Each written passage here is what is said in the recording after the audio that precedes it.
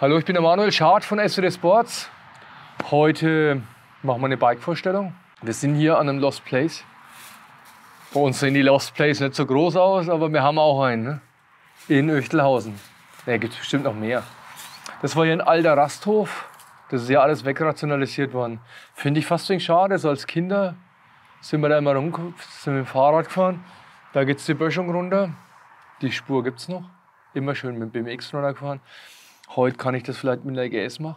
Was stellen wir euch vor? Jetzt muss ich kurz eine kleine Pause machen. Oh, es knistert. Wenn ich das da vorne hinlege, sieht man das nicht so, ne? Wir stellen heute die SWT-Nummer. Der Johannes blendet jetzt ein, ich habe es mir nicht gemerkt. Das ist ein Folgerseine. Der Folger, der war einige Jahre in Skandinavien, also genau gesagt in Schweden gelebt. Hat schon, er sagt, weit über 100.000 Kilometer drauf gefahren. Muss man Arsch zusammenbringen, die Zeit braucht man. Hat dann einige Reisen in den Balkan, Südeuropa, Ukraine, Bulgarien unternommen. Das Motorrad hat schon vieles gesehen. Und jetzt glaube ich, dass der Folger mit seinen 62 Jahren ein bisschen mehr Geld als früher hat.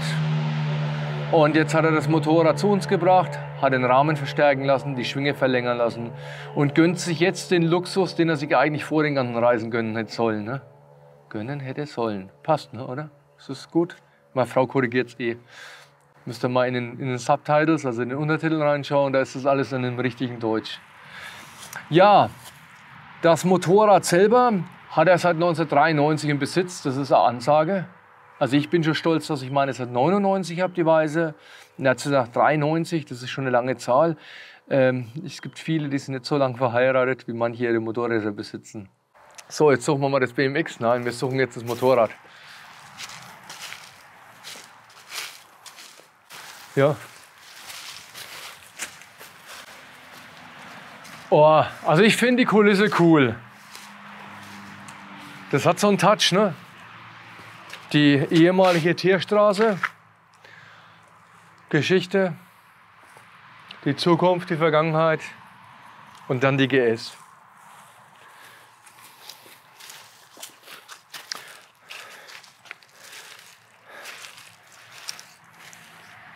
Am Samstag hatte ich mich mit einem super netten Kunden getroffen und dann hat er gesagt, also er hat über die Jahre schon richtig viel Geld in sein GS gesteckt, wird hier genauso sein. Er hat Kollegen, die kaufen sich so eine 700er Yamaha. Die verkaufen einfach irgendein Motorrad und legen nochmal 3.000 Euro drauf und kaufen sich so eine 700er und die fährt. Und das, was die verkauft haben und das, was sie reinstecken, hat er schon dreimal in sein BMW gesteckt. Und dann hat er den Kumpels da erzählt, ja, er sucht sich ein Heck aus fürs Motorrad. Und dann haben die gesagt, wie ein Heck aussuchen. Hä? Und dann hat er gesagt, ja, er weiß nicht, ob er das Heck vom Klettern nehmen soll, das Heck vom Kuhdech, das von HPN aus Alu oder ob er bei SWT anfragen soll. Und dann haben die gesagt, dein Motorrad ist über 40 Jahre, das gibt doch keine 4 Hecks. Und dann hat er gesagt, das langt wahrscheinlich gar nicht. Und das ist das, diese geilen Kultmotorräder, die schaffen das, dass wir die Tuner oder die Aftermarket-Produzenten, dass wir einfach uns da noch ins Zeug legen und dafür Sachen herstellen. Und damit fangen wir auch an. Das da hinten ist meines Erachtens ein Honda-Kotflügel, Honda oder Kawasaki lackiert mit dem LED-Rücklicht, Polysport UFO. Hier haben wir die lange Schwinge mit einem Hyperpro-Federbein in der Länge von der G-S. Wir haben da ja mehrere Versionen. Wir haben auch ein langes Federbein, das bis hinter geht. Der Folger, der hat bei der Größe nicht unbedingt den Finger gehoben. Deshalb ist das Motorrad so ein bisschen gedrückt. Das sind die Alpha-Technik-Fußrasten, wenn es die wirklich sind. Steht das drauf oder sind das Nachbauten? Das sind Nachbauten der Alpha-Technik-Fußrasten. Die sind echt scharf wie die Sau. Er hat sich selber einen Bremshebel gebaut. Und der kann, also wer will, kann mal schätzen, was er für Schuhgröße hat. Also 50 ist es nicht, ne? Der Motor hat 1000 Kubik. Die Abgasanlage ist die vom SR Racing. Also die SGS2 müsste das noch sein. Hochgelegter Ölkühler. Vorne und hinten Sind konventionelle Felgen drauf von Excel. Bei dem Motorrad wäre das jetzt sogar original gewesen, aber halt keine Excel-Felgen und auch nicht in schwarz. Hier haben wir eine Upside-Down-Gabel, die ist von der KTM 690 Enduro. Und die ist schon kurz und wir haben sie noch ein bisschen rausgeschoben, damit er an der Ampel nicht vom Motorrad fällt. Hier oben als Lenkstange ist der Tomaselli-Lenker verbaut. Und an diesem Gerät könnt ihr schon mal erkennen, wie lang der Volker sein Motorrad hat. Das ist der alte Immo von Touradech.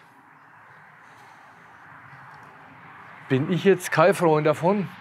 Das Problem ist nämlich, wenn das Ding kaputt geht, dann wird es mit der Reparatur schlecht. Nicht, dass die schlecht waren, sondern es geht einfach total schwierig, die zu erhalten. Was ich auch cool finde, ist die Lichtmaske. Hat was, ne? Hier unten haben wir ein LED-Standlicht. Beides sind geprüft, ist verstellbar. Ich weiß nicht, wo der Volker die hat, aber irgendwas hat sie. Passt fast zum Motorrad, ne?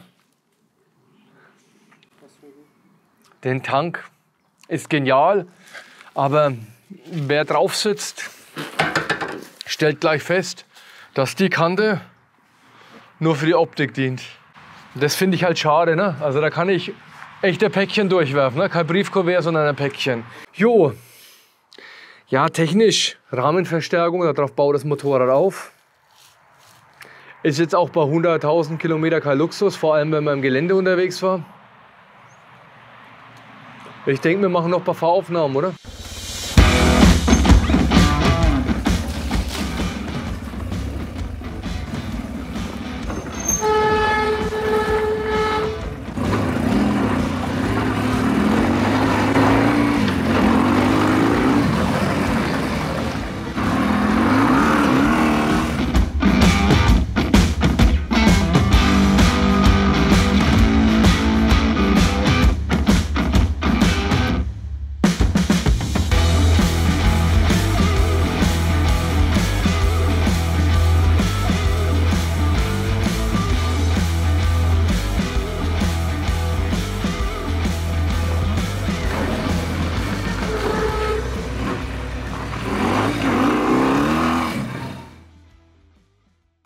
So, nachdem ich jetzt mit dem Volker sein Motorrad richtig viel Spaß gehabt habe, wollte der Johannes, dass wir das Outro daheim mit Kaffee und Kuchen machen.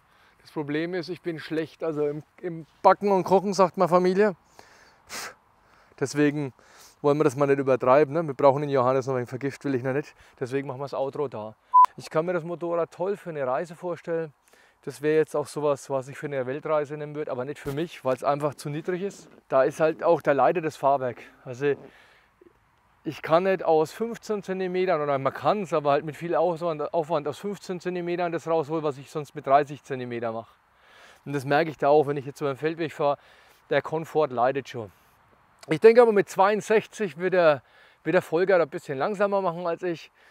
Und dann ist das für eine Reise genial. Was auch toll ist, was wir jetzt nicht machen, wenn man im Dunkeln fährt mit so einem Licht. Diese festen Kanzeln, die haben Nachteile. Hier kannst du einfach in den Feldweg reinleuchten, kannst du den Schlafplatz suchen, du hast hier eine Gepäckplatte drauf. Also optimal. Jo, dann danke ich euch, dass ihr wieder dabei wart, dass ihr mit am Start wart. Wer noch nicht abonniert hat, abonniert uns bitte, macht die Glocke an. Liked uns in Instagram, Facebook, TikTok oder wo auch sonst. Ich zähle auf euch. Und danke nochmal für die 2000. Ne? Das habe ich gar nicht erwähnt, weil das ist so richtig geil. Ihr seid spitze, bis dann. Euer Manuel von SVD Sports.